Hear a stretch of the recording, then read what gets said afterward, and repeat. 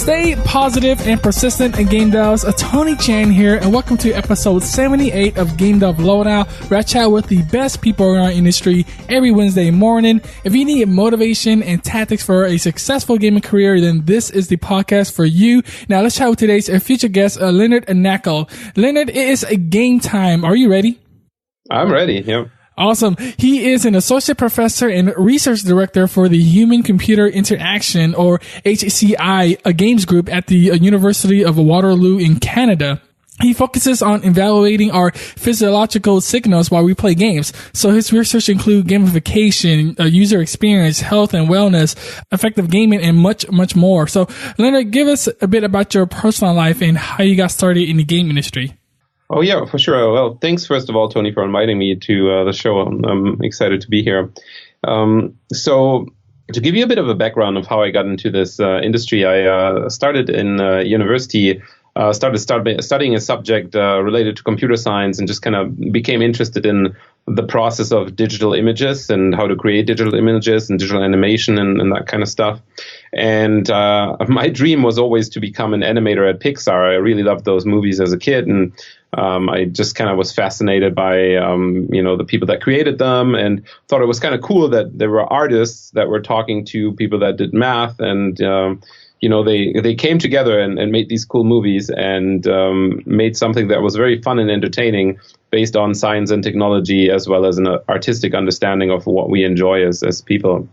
And so as part of that brought me to my place to study. And then as I studied more and more, I just kind of saw it's kind of cool that, you can actually study the same kind of effects in real time with video games, because video games at that point were getting more and more like animated movies. They're getting more realistic, and you saw these real-time graphics, real-time renderings that were really starting to get to the edges of our imagination. And I thought that's even cooler, because I really love to study people too. I really love to study people that are playing games and just kind of find out what they enjoy and, what makes games exciting for them. And I think that's how I got started with my PhD research, and then later as a games user researcher and now professor of video game design and human-computer interaction. Real quick question. Did you by chance watch Coco yet? No, I haven't, actually. I really want to watch it, but I haven't had time yet because it's end of term for us. So there's lots of exams and stuff happening. So it's definitely on my list for Christmas, yeah. Yeah, it's amazing movie, and the animation is just a top notch, and it's Pixar, so we expect that high level, but yeah, it's definitely amazing and definitely recommended. So out of everything you just told me, what is your current main area of expertise? Break it down for us. Yeah, so I got my doctorate in digital game development or digital game design. I'm now an associate professor in human-computer interaction. So you could say I'm in the field of human-computer interaction. So I do a lot with humans and computers and, how they interact with technology. But my main areas in that are gamification, or how you use gameful design to create motivating software and interactive technologies. And, it's really more about how do we bring these things that are fun in games into things that are not games yet, but how do we make them more engaging and exciting? And another area that I did my PhD in, and that I actually have a huge focus in, I have a book coming up in that field as well, is called Games User Research. And Games User Research, or Games User Experience if you want, Game UX, is studying how players experience games, right? And how players enjoy the gameplay. And I study that very specifically with lots of different methods. I use interviews, I use surveys, I use direct observation and things like that. But I've put a lot of effort into studying physiological signals and trying to understand how we can, on a biological level, understand how these experiences are shaped and how people actually tick, how they think, how their emotions are formed while they play video games. So that's my main area right now. Like, it gets really scientific. So it's just really interesting hearing about this stuff. What is something we probably don't know about in biofeedback and optimizing user experience that we should? Yeah, so that's a very interesting question. I think one of the things that we tend to forget, and that's for any kind of games user research, I think, is that it's really important to get a good sample of people that represent the kind of people that you want to study, right? You ideally, whenever you're running a user study, so when you're gathering data and trying to understand how how to represent the people that are playing your game, what your target market is essentially. If you do that with the wrong people, then you obviously don't get a good understanding of the people that are actually playing your game. So making a good decision about who do you want to study first is often one of the things that people tend to forget, or you read a paper or a new scientific study somewhere that says, okay, this is the findings that we had, but then it turns out they only did it with a certain slice of the population that is a certain age range and enjoys Tetris and not other types of games. And so you have to be very careful of what is representative to, first of all, you as a player, but then as a developer also, what's representative of the game that you're trying to ship to someone, that you're trying to sell.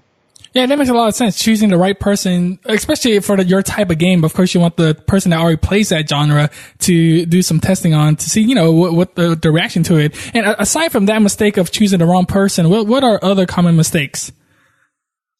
Very common mistake is something you probably know is not backing up your data. I've had so many of like good things, good people, very trained experienced people that they forgot to back up a certain part of it, or something didn't end up in the database file, or the file is corrupted because a part of it is missing or something like that. These things can be really, really annoying, and that is stuff that even the most seasoned people tend to forget sometimes, and that can cause a lot of problems. Oh, just imagine all that precious data, like years of research, is gone because someone didn't someone didn't back it up. Do you use like a software? Ain't there like a automatic mode to automatically back up the information or data? Yeah, I mean, at the university, people are usually a big fan of SpiderOak or OwnCloud or these kind of things where you store the data in the cloud, but kind of in your own cloud, and you kind of use your own devices for that, and so you make sure not any one company has access to it. Some people prefer Dropbox and more popular solutions, but then usually you have some sort of encryption that's set over it, because oftentimes participant data is, of course, sensitive data that you don't want other people to have access to. So there's always some sort of layer of protection or security in there. Yeah, there's a lot to it. So let's back it up a bit. I want to talk more about biofeedback. Can you tell us like an interesting story of you doing this type of research on biofeedback? Like, what do you notice? What do you see? What's really crazy about it?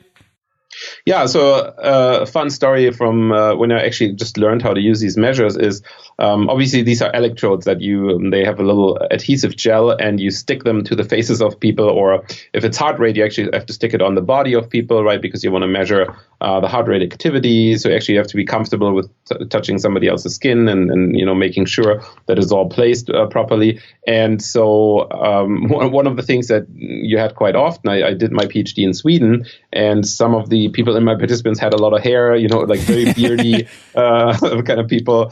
And it becomes very complicated at that point to attach the electrodes to the proper location, just because the hair kind of prevents it from sticking properly. So that was kind of an interesting learning curve, where at some point I actually preferred people that were clean shaven and basically ready for my experiment at some of these things. So that was just a little bit of a learning curve. But then again, you have similar issues, when you're running some of these experiments, and some of the women in our test had a lot of makeup. And so, of course, you have to go through a prep process where you have to remove some of the makeup, unfortunately.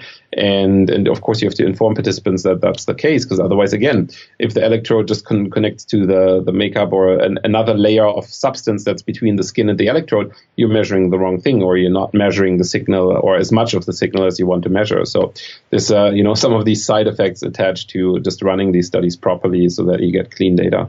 Yeah, you had to do a huge criteria before someone's is able to do the test. And what about the results? Like when someone's playing a game and then you see the reaction and you get the results. Were you surprised by the results, or can you tell us something interesting about the results? Yeah, actually, the first time I did it was really cool because, you see it in the movies, how they always spit out these curves when somebody has electrodes attached to them. And it's like, oh, that looks exciting. What's happening here? And essentially, what actually happens is every electrode gives you a little signal curve. And so you're sitting there, you're observing all these curves in your software, and they're all color coded. So it's like this nice colorful, jumbly mess that you're looking at, mess of signals in front of you, and you're starting to understand how certain things work for people. You're starting to see, oh, okay, this is when the person is frowning a lot, and this is an artifact because they're scratching their head or they're doing a sudden movement and things like that. So you start to immediately see what's good and what's bad about your data, and you're starting to look for certain epochs of something. You might know that there's a certain frequency range of the brain that only lights up when we're focused on something, and so you're starting to look for that pattern. And when you see it, you're getting very excited. And you're just like, oh, okay, this is actually how I think it was going to go down. Because in a lot of my experiments, I was actually also the designer of the game, so I would design the game to evoke a certain player experience, a certain feeling in the player, and then I got feedback from the interviews and other things, but when I actually could pinpoint some of those to the physiological responses, it was very exciting. And after years and years of research in that field, it actually turns out that is quite rare to get a very proper and clean response that you can generalize from and that you can draw a conclusion from, because we just, we still don't have tools that make that quite easy to actually make an inference or make an estimated guess from the signal that you're seeing, because oftentimes there's a lot of math involved in smoothing the signal and doing frequency transformations and things like that. So and that stuff can be kind of boring for a normal person. Ideally, we want to look at something and see something. So for me, that moment when I just looked at how the graphs were displaying, I was thinking, be really cool if this would actually not just, show me the raw data, but already tell me, okay, this is what's happening in the game right now. This is where we have an issue, or this is where the player is feeling a strong emotion. And over time, I worked on several pieces of software that can display that in some way, shape, or form. So it's getting better, that we can, get better estimates of how people are actually feeling. Oh, wow. It's so deep how we're researching players now. And is there a specific genre that creates the most emotion? Like, I'm assuming horror genres or I'm assuming those genres are the one that creates the most emotion. Is there, like, you say sometimes when players get excitement that, it creates a feedback. Is there like a particular game that like players just absolutely love and you got a lot of feedback on it? Aside from horror games.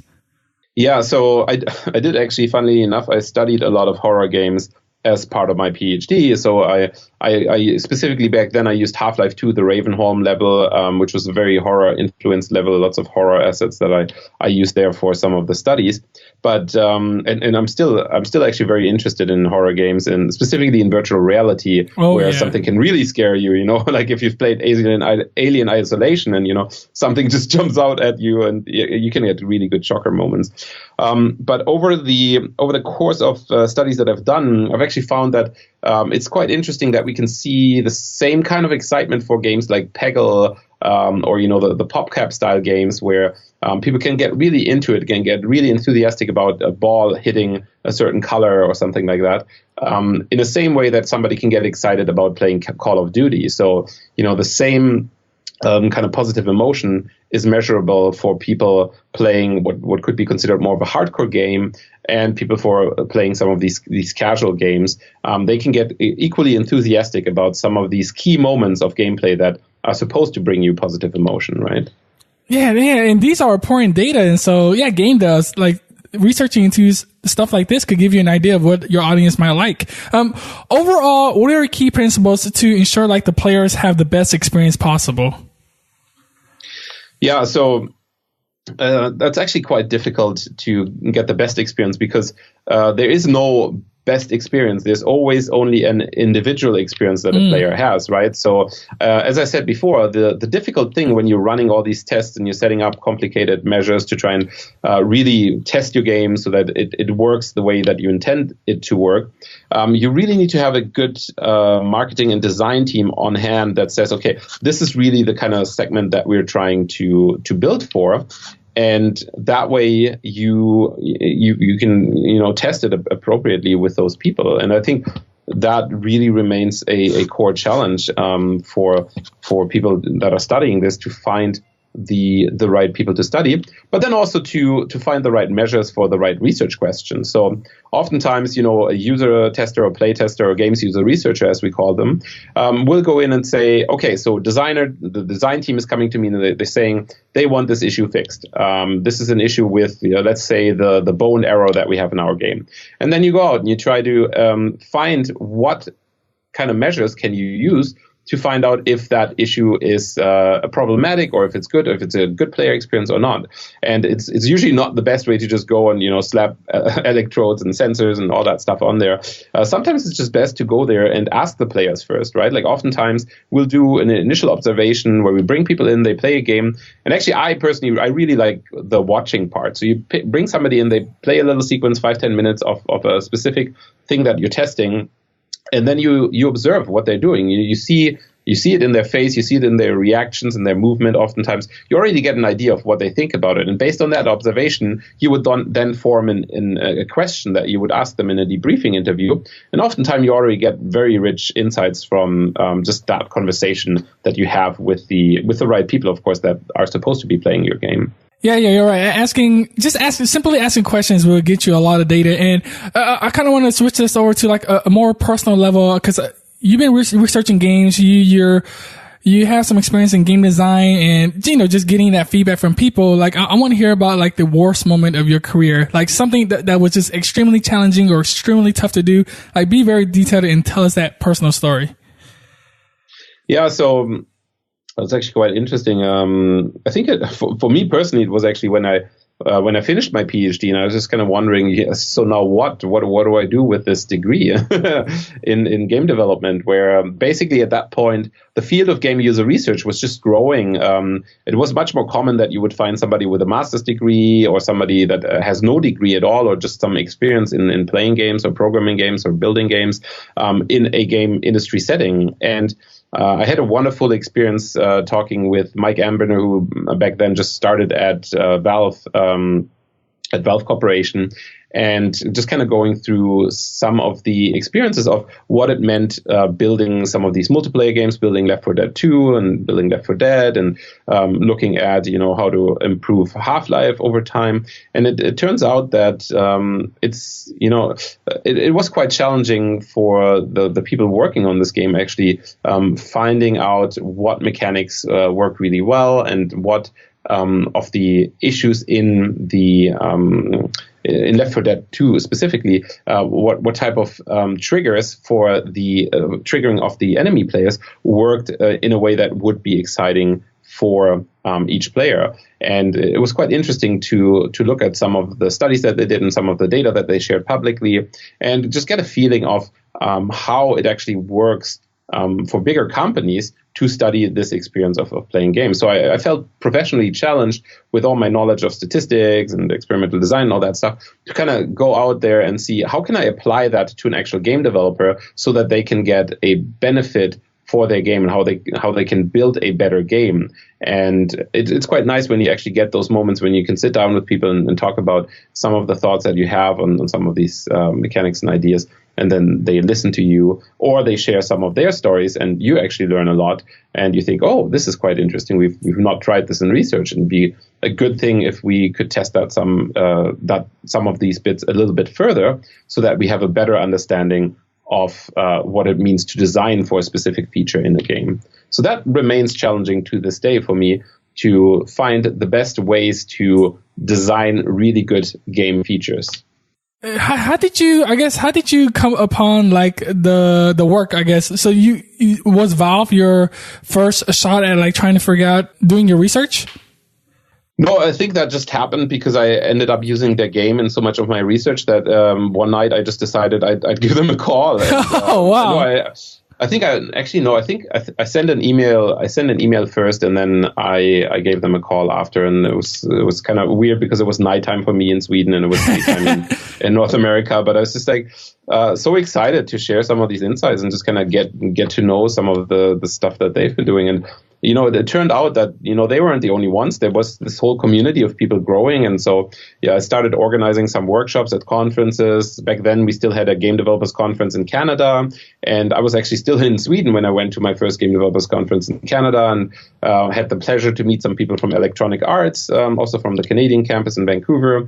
And it was just quite wonderful to engage in all of these discussions and reflect on the things that I was doing as a scientist and kind of see how this is relevant to industry. So when I then ended up becoming a professor, I didn't completely lose that touch of why it is important to generate some of these insights, because I always thought about how can industry apply some of that, and not so much just about, okay, so how can I build a better theory? I mean, in the end, some of the stuff was very wonderful for inspiring some of the research that I did later in building better theories. But a lot of the early motivation came from how do we improve the tools and the methods that people in the industry have right now. Help us game those out. So if we're in the same position as you, where we graduate with a degree, but it's not programming or art, and we're just trying to find a way in, but you're able to you were able to take your degree and find it use in the game industry. Like, what do you want to make sure other game devs take away from that experience? That's actually a very good question, because there's a couple of schemes for that. One of the things that I would recommend for any game dev, so if it's programming, art, or whatever your area of expertise is, mind you, if it's design, then probably it's easier to get through some of the other areas, because generally a lot of the early hires are in either testing, programming, or design, programming or art, and then design is usually people that have been with the company for a while that actually end up in these more advanced designer positions, unless you start as a level designer or something like that. But one of the main things for people to get into the industry is, of course, to look for the IGDA, the International Game Developers Association, and some of the scholarships that they have. Definitely the main scholarship that they give out to, I think it's about 15 or 20 people every year, that can then be sponsored to come to the Game Developers Conference, which happens in San Francisco around March time every year. And this is such a wonderful opportunity to meet real game devs and talk to people and just kind of, get yourself out there and mingle really with the industry.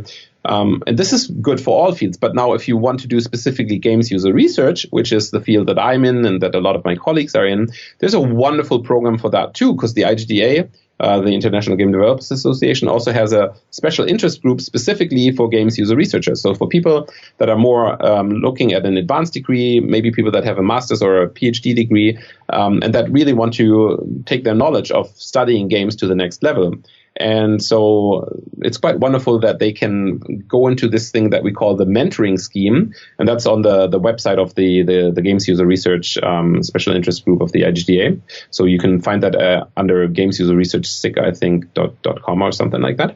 And you have this mentoring scheme where you get partnered up with a senior person from industry, and you can, shoot them a Skype message and they will make time for you. So basically, one of our colleagues in industries is organizing this. You can enroll in that scheme, send them an email and say, I want to be mentored by this person or this person, and they will establish that first contact for you. And then you will have discussions over time, and it might, lead to either a friend or a good contact or another job opportunity in the future. So I think that's actually quite a wonderful way that we as a community are giving back to people wanting to enter that field. Yeah, that's amazing. You say it's called the mentoring scheme, correct?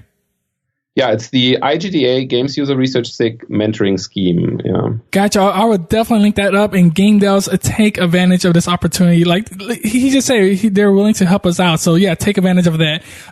What are bad recommendations do you hear in your profession? Bad recommendations.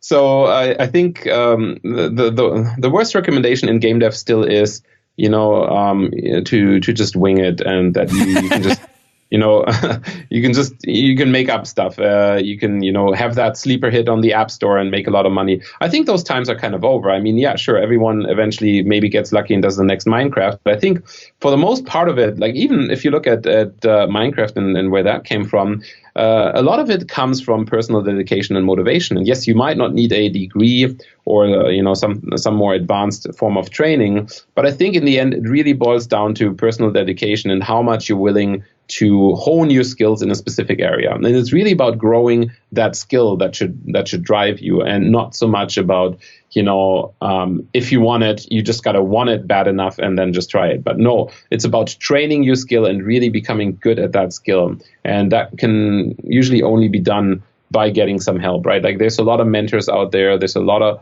people that you need to go to advice for if you want to create something beautiful, if you want to create your first indie game, or even if you just want to enter the industry. So always, stand on the shoulders of giants if you can. Do not wing it and try to sneak your way in.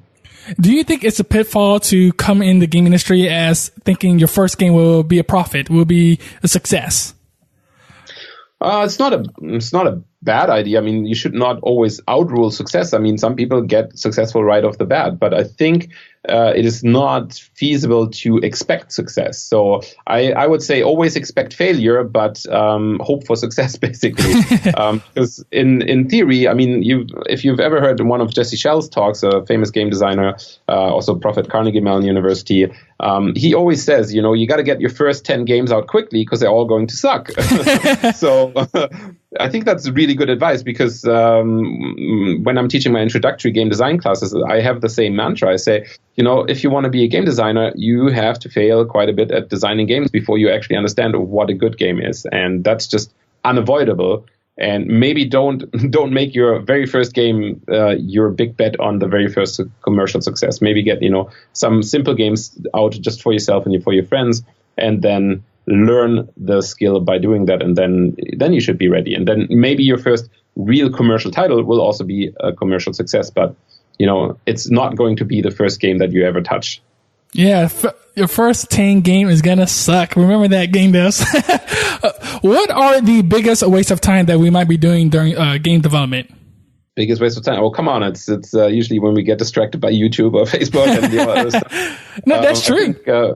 It's true, right? Like, so I know some people, some excellent coders that can go all night and they have some YouTube stuff, but they take these breaks in between, and sometimes they can go off on a tangent, or they read Reddit or somewhere and they get distracted. And so I think the biggest waste of our time is really cell phones and social media and that kind of stuff.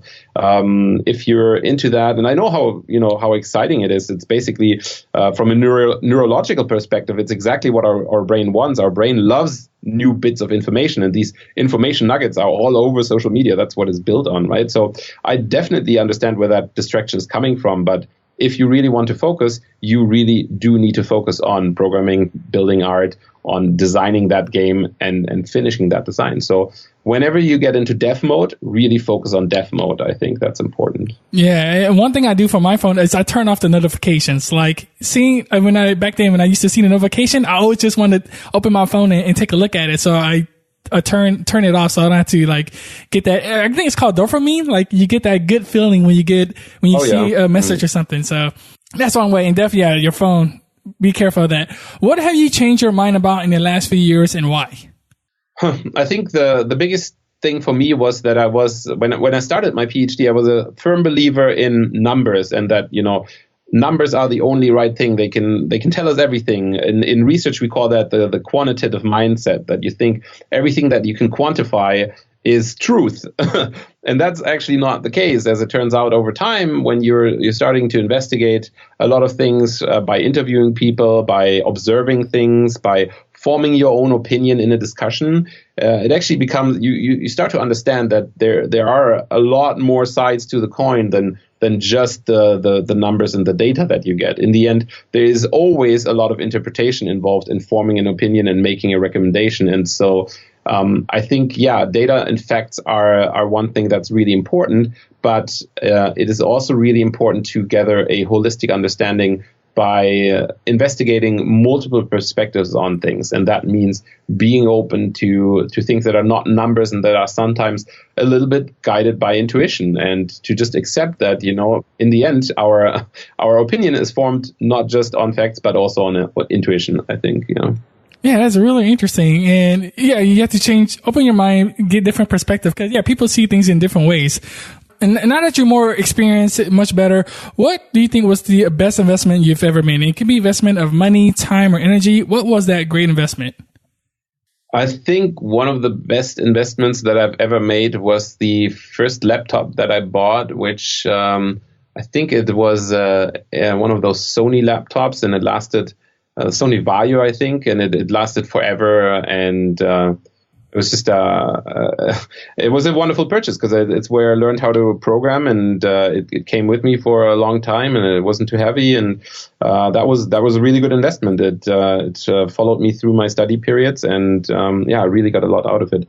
And then, of course, I think my first smartphone too, because it took me forever until I joined the smartphone revolution, and then at some point I'm like, okay, I'm going to do it, and then all of a sudden I had a camera, I had a video editing studio, and all those things at the palm of my hand. And that was also quite fantastic, yeah. When did you first started to get a smartphone? Because I started late as well. I'm 29, but I started late. Like I think I got my first smartphone probably 3 years ago, 4 years ago. Like I didn't know. I don't know why I just didn't jump onto it. But yeah, when did you get yours, if you remember?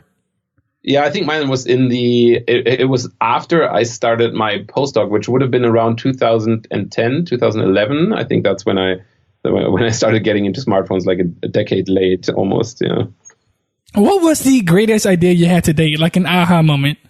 The greatest idea I had to date was probably at some point I really, I was studying a lot of things for my PhD, and at some point I really wanted to study sound and audio. And I think the greatest idea that I had at that point was to kind of shift things around in the experimental design so that I could really isolate sound and audio for a specific design that we've been working on for quite a while to isolate which of these worked in the context of our game. And that required just a little bit of tweaking of how to do that. But in the end, the experiment actually ended up being quite strong and quite powerful, and looking at the differences of sound that we perceive in the game and sound that we perceive outside of the game. So I think that was a pretty cool idea to just kind of set that up for a study with physiological measures at that point. Is sound a big factor in like biofeedback? Does sound play a big role? I would say so, yeah. And unfortunately, we can't prove it. So far, for most of the studies that we've done with physiological feedback, it turns out that we cannot pinpoint any good experiences or physiological experiences, at least physiologically measurable experiences on sound. What I can pinpoint is interviews and qualitative feedback, and people will say, yes, sound makes a difference. But every time I put them under the scanner, basically, and I put all the sensors on, it makes absolutely no difference. No difference statistically anyways that we can discern in the experimental studies that we've done. So that's quite interesting because everyone says it does make such a big difference, but in terms of measurable differences that, I can see in your body, I cannot tell big differences. Wow. So even in the horror games where it just has a like loud jump scare, there's no feedback into that, or there's no good data on that? Yeah, so we haven't actually studied the specific event, the specific scare yet, and I'm pretty sure if we did, we would be able to find something. But the thing that I mean is there is no difference between whether or not the scare is there or the scare is not there. So the visual overlies the auditory in-game so far anyways. And so that's the problem. So the jump scare, if it's a bad monster, it'll still scare you. You might say it's more with the sound present. But if you look at the same scare and it's just like, oh, you see something scary? Well, that's probably enough, at least from what we've seen so far. And that's a little bit frustrating because I always, same as you, I always thought, like it enhances so much more. And people will tell you that they feel it enhanced so much more. But measurably, in terms of, the spike of arousal that I can detect, I cannot see a difference. Wow, that is so interesting. Awesome. With the game industry booming, you mentioned earlier you're excited about the VR. What are you most excited about today? Yeah, I think VR is definitely an interesting thing. The problem is everyone's throwing up after 10 minutes, so that needs to be fixed. So we have this big locomotion problem when people walk around in VR. It's just not working properly yet. But I think another thing that I'm personally super excited about is once we start having really, and we're starting to have that now with the iPhone X, you start to see real 3D facial scanners, which is a little bit of a concern in terms of privacy, but in terms of the data that we can use to detect and segment proper facial emotion recognition is quite powerful. And that's kind of exciting because now, in theory, with these depth cameras, you can create an emotion detection engine that is not working with sensors on your skin, but just with the camera. And that could then lead to highly immersing experiences. It could lead to more exciting feedback from applications. It could even help us stay more focused and alert in life-critical situations, such as if a pilot is in the cockpit and there's a camera monitoring the facial expressions of that pilot, it could detect eventually if that pilot is getting tired or something like that, and then prompt appropriately with the feedback that's necessary, right? So that's cool. I didn't even think about that, where it could detect if someone's sleeping. Yeah, especially a pilot who definitely shouldn't be sleeping. How do you see that in terms of the game industry? Like, how could it help the game industry? Well, it could, of course, help you build more emotionally adaptive games. So instead of, having the same difficulty curve, let's say, for Dark Souls, for all of us, there are some people that do not enjoy that difficulty curve. And if you detect frustration in the right amount of time and you adjust for it so that the player still feels challenged but doesn't feel frustrated because of the game being too hard, then you can engage a much broader range of players than you currently can, because currently you're just delivering the game and it just is what it is, and you can either do it or you can't. But if you had a game that then says, okay, you know what, I'm going to make that enemy slightly less difficult because I have a feeling that you're going to need this win for this particular fight that you're doing right now. So I think that leads to much more exciting games, or more, let's say, hooking of people to the game, because now you can adjust the challenge to the skill of the player at any given point in time. Whoa, I have never even thought about these different implications of emotions, using facial emotions to determine the gameplay. That's insane when I keep thinking about it. Yeah, so when a player gets frustrated, you make the game easier, that's insane. Wow. What is that one game that influenced you the most, and why? I would say, for me personally, I get so there's a difference between games that I've loved in the past and that have influenced my own personal design style, which is definitely anything by Nintendo. So the Mario games, the Metroid games, the Zelda games, those are still my favorites. And there's so much wealth of design that we can take from these games. When I teach students these days on how to design games, there's a lot of takeaways from those games. But then there's games, that I personally enjoy and that, are big influences of the games that I want to play. And some of those are, for example, Uncharted on the PlayStation. The entire series was just extremely influential for me on how I enjoy home entertainment these days. And then when I engage with friends, it's definitely Overcooked and Lovers in the Dangerous Spacetime, because for me, those two games are the pinnacle of collaborative gaming right now. It's just fantastic. Like, specifically Overcooked, when I play that with my research group and with coworkers, it's always a fantastic time. And we always challenge each other, and we find out where we have shortcomings. And we come out, we come through this intense experience of yelling at each other because nobody's chopping, the veggies when they need to be chopped. But in the end, we come out as better friends, and you have a better understanding of the other person. So I find that quite wonderful when a game can do that to you, that you get a better feeling of the human nature of the other person just through playing a game with them. It's like an intimate conversation you're having. Yeah, you're definitely right. Like, games could have those moments of frustration with your friends, or, of course, the best times. Why do you love being a part of the video game industry? I think it's partially because as an industry, it's just fantastic to study something like entertainment.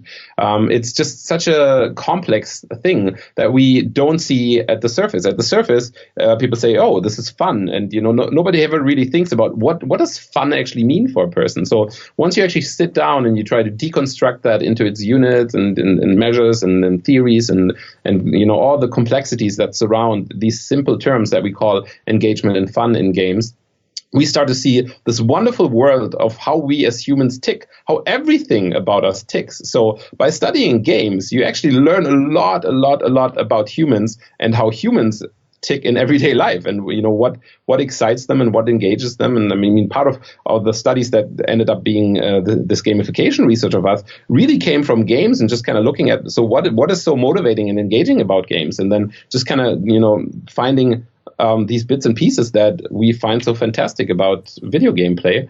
And that helped us understand how humans actually work and what they like about life in general. So that's great. What do you think about games in classrooms, like in high school or middle school or elementary? Do you think games are going to be a bigger part of education? Well, they should be, because in theory, games and the fun of games is a lot fostered by that experience of learning, right? So whenever we learn, we feel like we're growing as a human being, and learning is essentially what makes games fun, right? Like we go through onboarding, we learn a new skill, we learn how to jump in Mario, and then we jump a lot afterwards. So we're training that skill, and that's what makes us feel good, right? And so the problem with a lot of these games is that they are not played because the pupils want to play them. And whenever you make people play a game, it's just not successful. You're breaking the contract, what we call the magic circle of games, right? Like you're breaking that implicit contract of somebody wanting to play. So if you make somebody play, it's essentially going to be less engaging for them. And that's the problem with games in the classroom.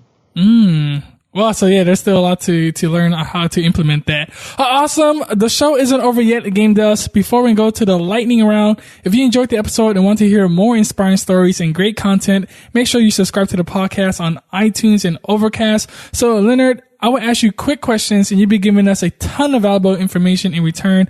Are you ready to crush it? All right, I am. Yes. So what was holding you back from joining the game industry? Courage at the start. Just getting enough courage to get out there and study something that's fun. What's a personal habit that contributes to your success? I think being German, it's very much timeliness and meeting deadlines. I think that's very important for being successful. Yeah. What's the best piece of advice you've ever received? Do not quit. Do never quit. Do not ring the bell. Always finish. Always ship the product. Always ship the product. And in regards to that, like, what do you do to keep motivated? What do you do to keep pushing forward? Always visualize the end product. Always visualize the thing that makes you successful, and that will push you over the edge and make you successful in the end. The end in mind. Love it. How has a failure set you up for later success? I think a lot of my failures came from, failed software, not doing something right, or forgetting to report something that was important on a study. And I think anytime we fail, we learn something. So I always take failure as a learning opportunity. So any failure I do is essentially something that propels me towards my success. So I don't see failures as horrible, but I see failures as necessary and useful for growing as a person. Definitely. What's a great marketing tip to make yourself and your game stand out? I think a great marketing tip is to get the discussion going. Use Twitter, use social media to market your game. A very good thing is to really get into high polished screenshots and little animations, maybe even make some animated GIFs that you post on again, social media. The best idea really is to sell your game through that what stands out first, which is really a little bit hard because in the end, graphics really shouldn't matter that much. But what is it that you think the hook of your game is? Think of Thomas Was Alone, right? Like a wonderful indie game, doesn't have the greatest graphics, really just uses different types of geometric shapes, but just works out to a wonderful way. And I think the way they marketed was really good. It was over that relationship over these different blocks. So thinking about what is your shtick and how can you advertise that shtick on social media is really important. What resources should we use to get started today, especially in your type of field? So there's something called Indie Game Dev Goldmine, which has a wonderful list to all sorts of tools and wonderful other things that you can use. So there's just so many tools out there, and I would always say look for the Indie Goldmine and websites like that get you started on a lot of these different tools that you can use. And if you're wanting to get into the industry, always look for mentoring schemes. Again, I cannot emphasize how much that is helpful. Look for this scholarship that the IGDA gives out for Game Developers Conference. That's the best way to get started in the game dev industry. Or look for the mentoring scheme of the Games User Research SIG if you're into games user research. And now this next question is a bit of a doozy. So imagine you woke up the next morning in a brand new world and you knew no one. You still have all the experience and knowledge you currently have today. Your food and shelter is taken care of and you have a laptop, which you say was the greatest investment. What would you do step by step on the path to join and become successful in the game industry? I would learn a good programming language, and then I would just program the heck out of that laptop and just really just build until I have a game. That's what I would do. You can sit in a basement and build a game for a month, and something good will come out. So really focus on honing those skills of building stuff. Build that first 10 games, game devs, and fail, and then learn from it and keep going. Don't give up. We have reached the end. Go ahead and give us a parting piece of guidance and how we can connect with you, and then we'll say goodbye. You can find me on Twitter. I'm at Academic. That's ACAGAMIC. And I also have a website, academic.com, where you can find me. Our research group is called the HCI Games Group. That's HCI and then Games Group, all in one word. And you can find us on Medium, on Twitter, on Facebook, and just on YouTube even. Just look for the term HCI Games Group or Academic, and you will find a bunch of resources. And what's one last parting piece of guidance? The best piece of guidance that I can give you is to be passionate about game development, and the rest will fall into place. If you're passionate about something, you will be successful. Ooh, go get it, game devs. Lennart, it's been a pleasure. Thank you so much for sharing your journey with us. For that, we are truly grateful, and we will catch you in next time. Thank you, Tony.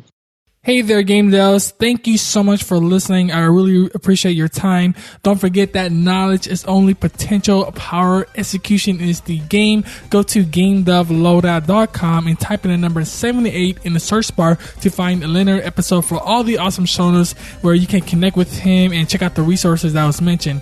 Until then, keep on making great games. I'm Tony Chan, and I catch you next Wednesday on the Game Dev Loadout podcast. Peace.